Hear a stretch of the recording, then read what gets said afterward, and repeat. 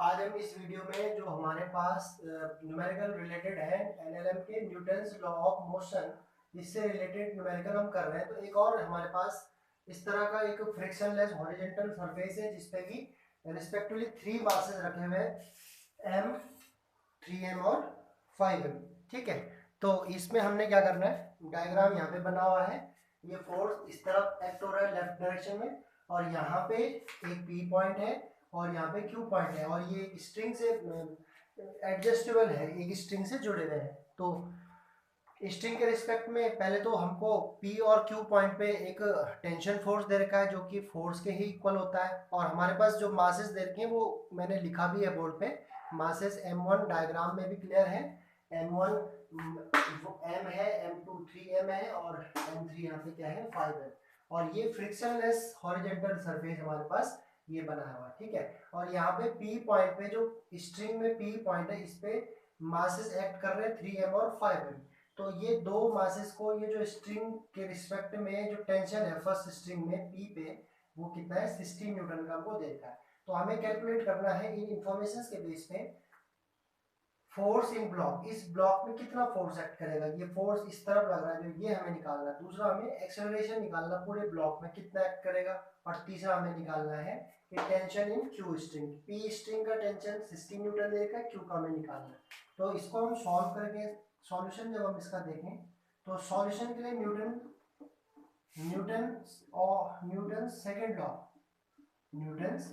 Second law से हम इसको सॉल्व करते हैं। और सेकेंड लॉ कहता है force is equal to mass into acceleration, means net force is equal to net mass into acceleration. ठीक है, तो हमें सबसे पहले फोर्स निकालना है, और यहाँ से शुरुआत करेंगे।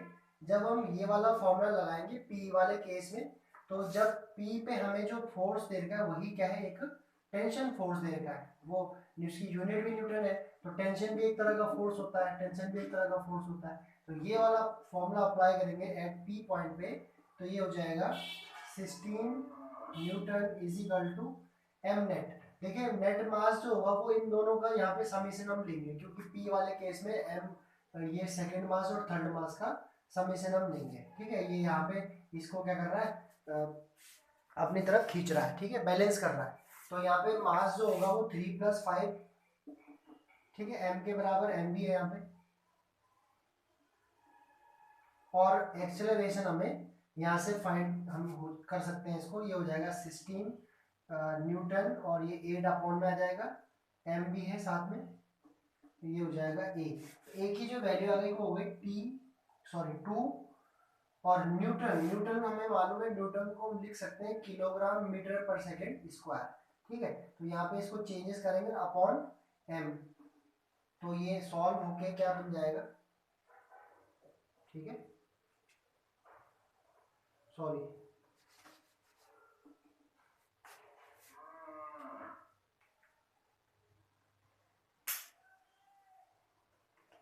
ये जब सॉल्व करेंगे तो 16/2 8 हो जाएगा, और एक्सेलरेशन की जो यूनिट होती है वो होती है मीटर पर सेकेंड स्क्वायर।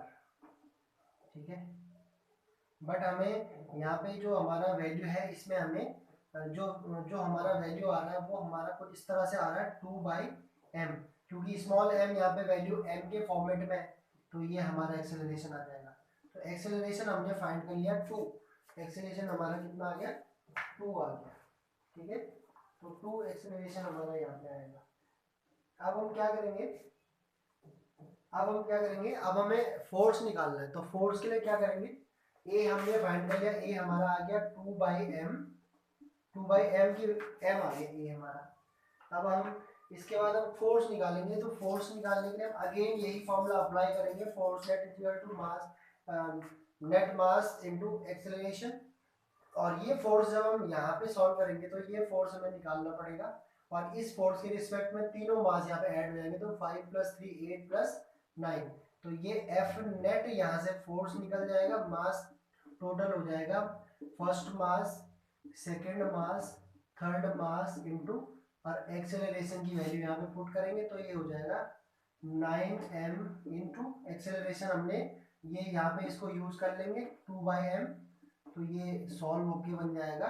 जो हमारा फोर्स निकालना था वो फोर्स कितना आ गया, F net is equal to 18 और फोर्स की यूनिट होती है न्यूटन।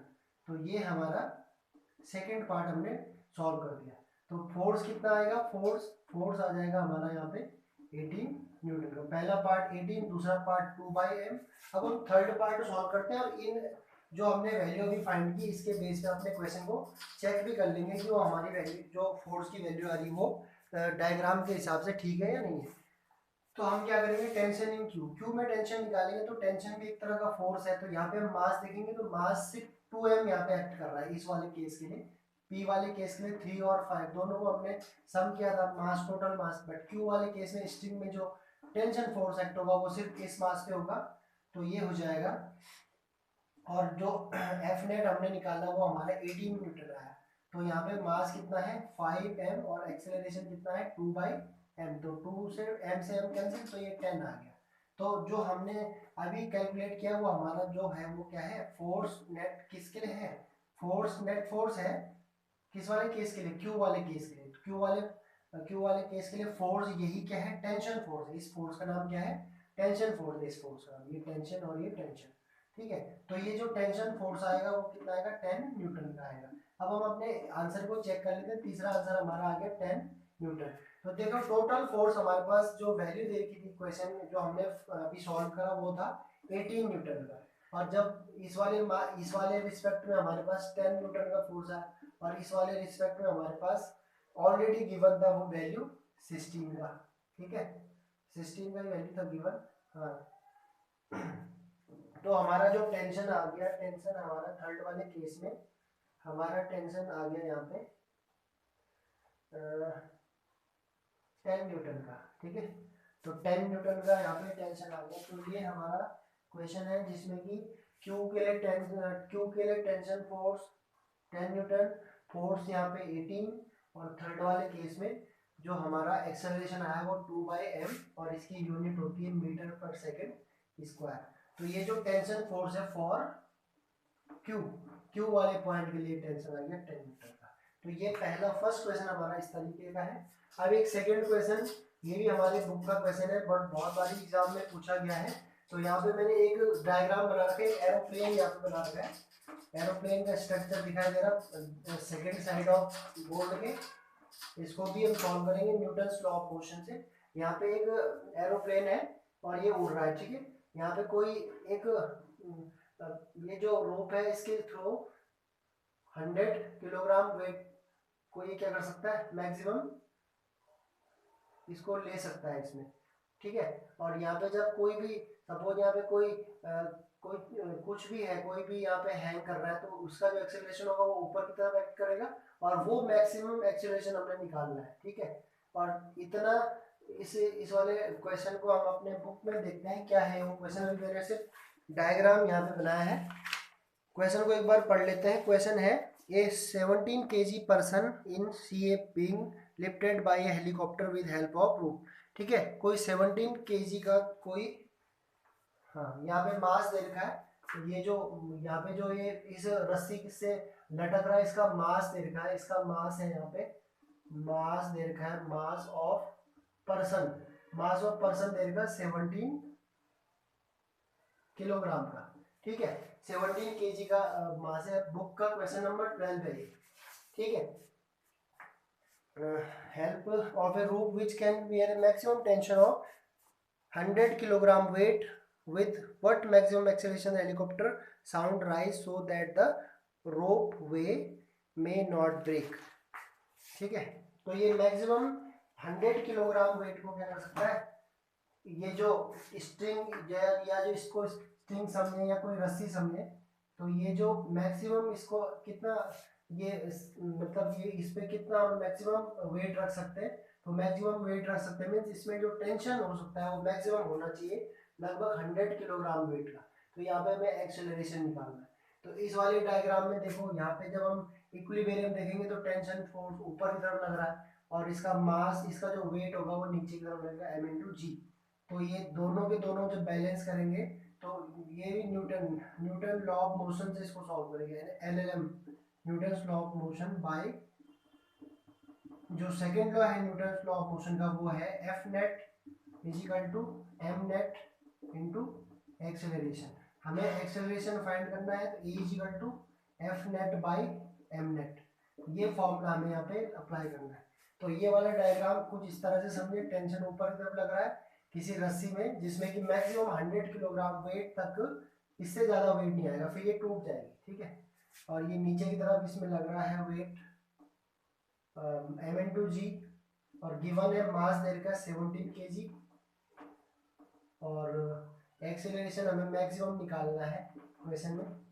तो न्यूटन सेकंड लॉ अप्लाई करेंगे, तो यहाँ पे इक्विलिब्रियम देखेंगे तो एक्सेलरेशन ऊपर की तरफ लग रहा है, तो ये फोर्स मैक्सिमम होगा, ये ज़्यादा होगा, तो ये ज़्यादा फोर्स होगा, तो इसमें से हम क्या करेंगे, इसको लेस करेंगे। मेरी इक्वेशन बनेगी जो T minus M G, equilibrium force is equal to mass into acceleration. ये फोर्स आ गया, ये फोर्स आ जाएगा, ऊपर ज़्यादा फोर्स नीचे कम फोर्स, क्योंकि ऊपर की तरफ एक्सेलरेशन एक्ट हो रहा है। और मास नेट, मास मास है यहाँ पे, जो कि मास दे रखा है, मास मास कितना देगा, मास दे रखा है 17 kg का मास दे रखा हमारे पास, ठीक है। हमारे पास मास दे रखा 17 kg का, मास 17 kg का दे रखा। तो अब इसको हम बराबर करेंगे किसके, m इंटू ए के, m इंटू ए के। तो यहाँ से एक्सेलरेशन निकल जाएगा T minus M G by M. अब हम सॉल्व करेंगे तो देखो टेंशन हमारे पास दे रखा 100 kilogram weight. 100 kilogram weight means जब हम इसको न्यूटन में चेंज करेंगे तो इसको हमें मल्टीप्लाई करना पड़ेगा 9.8 से। ये हमारे पास basic 9th class 10th class में फॉर्मूला है। किलोग्राम वेट को हम न्यूटन में चेंज करेंगे तो 9.8 से मल्टीप्लाई करते हैं तो ये 980 न्यूटन आ जाएगा, ठीक है।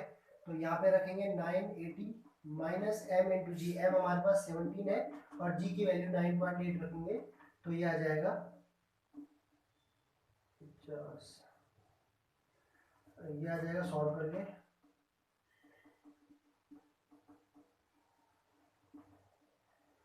6860 पॉइंट मीन्स 686 आएगा अपॉन, और वेट देगा 17 का। इसको सॉल्व करेंगे तो 980 और 686,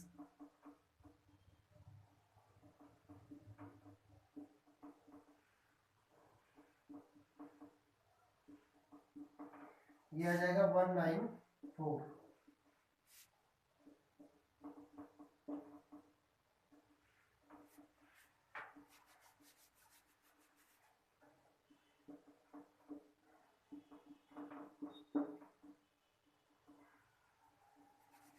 ये आ जाएगा सॉल्व करके